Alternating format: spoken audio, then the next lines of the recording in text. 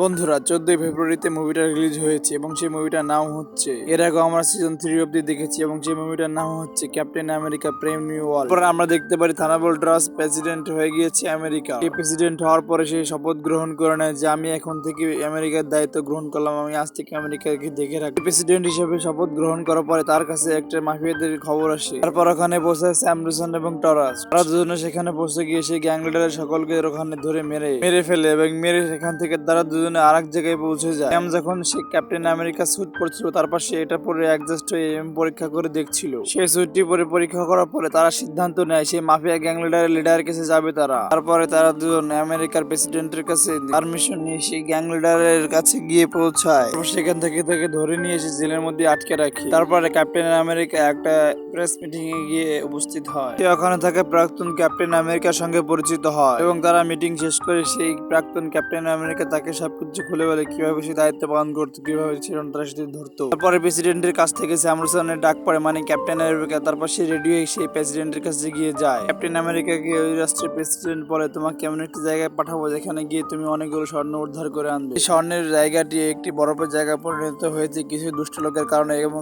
তোমাকে সেখানে গিয়ে সেটাকে উদ্ধার করে আনতে হবে। ওখানে এমন একটি অ্যাডভেন্টের পাথর আছে যেটা নিয়ে সকল দেশের উপর নজর পড়েছে ওটার উপরে, এবং তারা পাথরটা এমন একটি শক্তিশালী পাথর যেটা দিয়ে যে কোনো রাষ্ট্রের উপকারে আসবে, অনেক উপকারী। এই জন্য তাকে সবাই মিলে ওই রাষ্ট্রের প্রেসিডেন্টের কাছে গিয়ে বলে আমরা একত্রভাবে কাজ করতে পারি এবং পাথরটিকে উদ্ধার করে আনতে পারি। জাপানের প্রেসিডেন্ট এতে সহমত ছিল না। তারপর জাপানের প্রেসিডেন্ট তাদের উপরে গুলি ছোড়ে। এই বিষয় নিয়ে ক্যাপ্টেন আমেরিকার প্রেসিডেন্ট একটি আলোচনা প্রেস মিটিং ডাকে আবারও। ওখানে থাকা দুজন শত্রুকে ক্যাপ্টেন আমেরিকা চিনে ফেলে এবং তাদেরকে মেরে গুলি ছুড়ে। তারপর ওখানে থাকা আরো শত্রুরা ক্যাপ্টেন আমেরিকার উপরে গুলি ছুড়তে লাগে। ক্যাপ্টেন আমেরিকা দৌড়ে গিয়ে একটি গ্লাস ফেটে বেরিয়ে যায়। তারপর ক্যাপ্টেন আমেরিকার সঙ্গে একটি মেয়ের পরিচিত হয় যে ব্ল্যাক মন্টারের সাথে ফাইট করে, যে এক এক করে সব শুটারকে মেরে ফেলতে পারে। আর তারপর আমরা সেই মেয়েটির নাম জানতে পারি যার নাম ছিল রোজ, আর সে ছিল আমেরিকার প্রেসিডেন্টের পার্সোনাল সেক্রেটারি। তারপর আমরা দেখি সেই মেয়েটি এবং ক্যাপ্টেন আমেরিকা এবং সে বাকি 5 গার্ড মিলে সেই শুটারদের ধরে ফেলে। ক্যাপ্টেন আমেরিকা সেই গুন্ডা লিডারকে ধরার পরে তার কাছে সরাসরি চলে যায় এবং তাকে জিজ্ঞাসা করে যে তুমি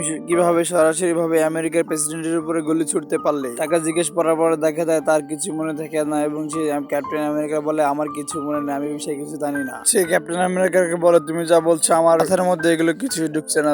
কিন্তু ক্যাপ্টেন আমেরিকা মনে করে যে বাকি 5 জন শুটারের মধ্যে সে একজন মনে হয় এগিয়ে চেনা লাগছে। ক্যাপ্টেন আমেরিকা যখন সেই মিটিং এর মধ্যে 5 জনকে দেখে ফেলেছিল এবং সে মনে করে এই 5 জনের মধ্যে সে শিওর একজন, এবং সে তাকে বলে তুমি এখনো সময় আছে, সব সত্যি কথা বলে দাও, না হলে তোমাকে আমরা কোনোদিন ছাড়বো না। স্যাম রুসনের ঘটনা সবকিছু জানে কারণ সে স্যাফরন গ্রুপের মানে মাফিয়া গ্রুপে অনেক লোকদের মেরে ফেলে। আর সাইড ব্যান্ডার জাপানের সাইড ব্যান্ডার মানে সেই গ্যাং লিডারের প্রধান সদস্য, তার কাছ থেকে জাপানের কন্টেনার তারা ছিনিয়ে এনেছিল ক্যাপ্টেন আমেরিকারা। তারপরে আমেরিকার প্রেসিডেন্টের কাছে আবার একটি ফোন আসে। সে তখন আবার সেখানে ক্যাপ্টেন আমেরিকাকে পাঠিয়ে দেয় এবং তাকে বলে তুমি গিয়ে দেখো ওখানে কি এর জন্য কোন গ্যাং লিডার আমাকে ফোন দিয়েছে। তারপর তারা দুজন ওখানে গিয়ে দেখে এটা সায়েন্সের ল্যাব যেখানে অনেক ভয়ানক বোমা তৈরি করা হয় এবং অনেক শরীরে মারাত্মক আর ক্ষতিকর ওষুধ তৈরি করা হয়, এবং সেটা আমেরিকা শহরে পাঠিয়ে দিয়ে আমেরিকা শহরকে পুরোপুরি ধ্বংস করে দেওয়ার পরিকল্পনা করছিল সেই মাফিয়া গ্রুপের লিডারেরা। তারপর তারা সেই সায়েন্স ল্যাবে খুঁজতে সেই লিডারকে খুঁজে বের করে। লিডারের নাম ছিল দা লিডার। তারপরে স্যাম এবং রুশ তাকে জিজ্ঞেস করে তুমি কে এবং তুমি এইগুলো কেন করছো। আর ক্যাপ্টেন আমেরিকা বলে যারা প্রেসিডেন্টের উপরে হামলা করেছিল আমি জানি সেখানেও তোমার হাত ছিল। সেই ক্যাপ্টেন আমেরিকার পুরোপুরি কথা শুনে বলে আমার নাম স্যাম স্ট্যান্স, একজন সায়েন্টিস্ট। আমার কাছে যখন তোমাদের দলের একজন এসে সাহায্য চেয়েছিল তার কালেকশন করা 1 বোতল রক্ত থেকে আমার মাথার উপরে 1 ফোঁটা রক্ত পড়ে। রক্ত ফোঁটা আমার মাথার উপরে পড়ে আমার শরীরে পুরো ছড়িয়ে যায় এবং যার কারণে আমি এভাবে হয়ে যাই। যে রক্ত ফোঁটার কারণে আমার শরীর এবং আমার চেহারা নষ্ট হয়ে যায়, কিন্তু এই রক্ত ফোঁটার কারণে আমার ব্রেন অনেক শার্প হয়ে যায়। যে রক্ত ফোঁটার কারণে আমি অনেক স্মার্ট এবং বুদ্ধিমান হয়ে উঠি। আর আমার খবর যখন তোমাদের প্রাক্তন প্রেসিডেন্ট জেনে ফেলে তারপর আমার উপর রিসার্চ করতে শুরু করে দেয়। সে বলে আমি তোমাকে এখন ধরে এক্সপেরিমেন্ট করব, তারপর তোমাকে আমি ছেড়ে দেবো। এই এক্সপেরিমেন্ট করার আদেশ সরকারের কাছ থেকে এসেছে আর তুমি যতক্ষণ এখান থেকে বের হতে পারবে না ততক্ষণ না আমি তোমাকে ছেড়ে দিচ্ছি। আর আমি যখন আমেরিকার প্রেসিডেন্ট হব তখন আমি তোমাকে ছেড়ে দেবো, কিন্তু সে প্রেসিডেন্ট হওয়ার পরে তাকে ছেড়ে দেয় না। এই কারণে আমি জাপানের একটি গ্যাং লিডারকে দিয়ে আমেরিকার মেন শহর থেকে একটি কন্টেনার চুরি করা এবং সেটা দিয়ে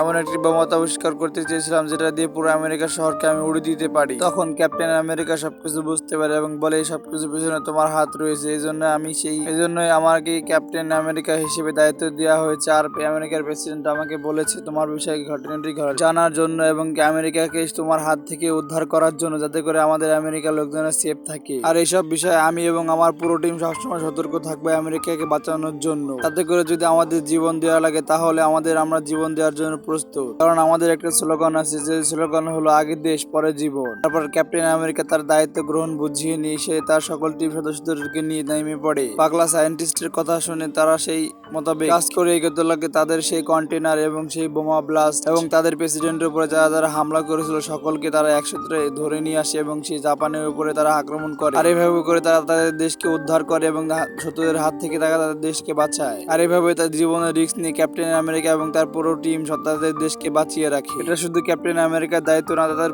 পুরো টিমের সদস্যদের দায়িত্ব ছিল তাদের দেশকে উদ্ধার করা। তারা সব জায়গা থেকে তাদের দেশকে উদ্ধার করতো, জলে স্থলে এবং সব জায়গা থেকে। তারপর ক্যাপ্টেন আমেরিকা এবং তার সকল টিমদের সদস্য ডেকে দিয়ে আমেরিকা শহরে একটি প্রেস মিটিং ডাকা হয় এবং তাদের সকলকে ডেকে সম্মান প্রদর্শন করা হয়। তারপর প্রেসিডেন্টের পরে ক্যাপ্টেন আমেরিকার হাতে আমেরিকার দায়িত্ব বুঝিয়ে দেওয়া হয়। তারপর থেকে ক্যাপ্টেন আমেরিকা তার দায়িত্ব পুরোপুরিভাবে পালন করতে লাগে। আর এখানে মুভির সমাপ্তি ঘটে। বন্ধুরা, প্রতিনিয়ত এমন সব নতুন নতুন মুভি পেতে আমাদের ভিডিওতে একটি লাইক করে চ্যানেলটি সাবস্ক্রাইব করে পাশে থাকা বেল আইকনটি ক্লিক করে দাও, কারণ এই চ্যানেলে প্রতিদিন নতুন নতুন ভিডিও আসে।